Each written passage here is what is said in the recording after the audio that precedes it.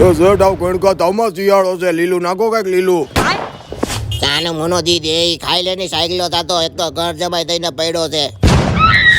હવે ભાઈ તું જાની મુની બેની તમારી જેમ અમારે થોડુંક બેવું છે. અમારે અહીંયા લોડ વાળું કામ કરવાનું એટલે પ્રોટીન વાળું ખાવું પડે કઈક.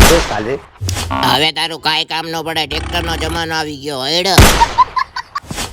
ટ્રેક્ટરો આવી ગયા તો હું થઈ ગયું. બાકી ખેડૂતને સાની કાયદેસર લીટી બાળતા આવડતી હોય ને એ ટ્રેક્ટરોને પડતા મેલીને અમારો ઉપયોગ કરે અમારો. એ હું અહીંયા ખાઈને બેઠી રહેતી હોય તો સામું એટલું દૂધે આપું છું ને. હવે તારી આગળ કઈક કહેવાય જાય થોડોક ટાઈમ તો માન દૂધ દેવો તો વહુકી જાઓ.